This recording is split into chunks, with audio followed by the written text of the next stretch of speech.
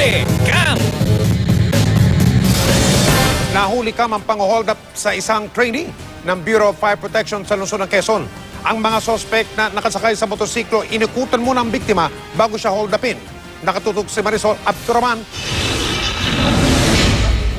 Ang maging fire officer, ito ang layunin ng 27 anyos na nurse na taga-Kalinga, kaya siya nagpuntang Maynila para magsanay.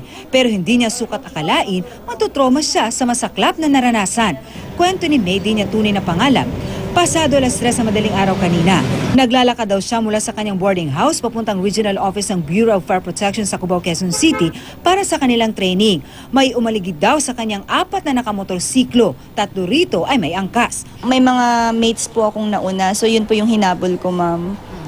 So nasa likod po nila ako na naglalakad po. May 3 pong motor na sumusunod sa amin, ma'am. Kitang-kita sa CCTV kung paano inikutan ng mga motorsiklo si May. Kinakabahan na raw siya noon dahil alam niyang siya ang target kaya gumilid na siya. Pero hindi umalis ang grupo. Maya-maya, bumaba ang isang angka sa motorsiklo. Tinutukan siya ng baril at kinuha ang mamahalin niyang cellphone. Nung tinutok niya po, tas kinasa niya po. Kaya na alam ko po talaga na totoong baril po yung gamit niya. Sa takot, umilag daw siya pero tunulak ng isang suspect. Nakita ng kapwa niya trainee ang mga pangyayari pero natakot na rin daw ng ambahang babarilin.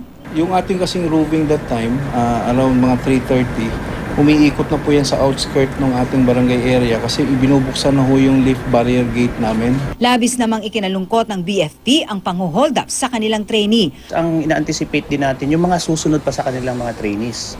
So siguro ay kailangan ma-revisit din yung security aspect or safety ng ating mga kababayan para naman sa ganon hindi na maulit ito. Sa tulong ng CCTV, nakilala ng QCPD Station 10 ang mga suspect na subject ngayon ng kanilang follow-up operation.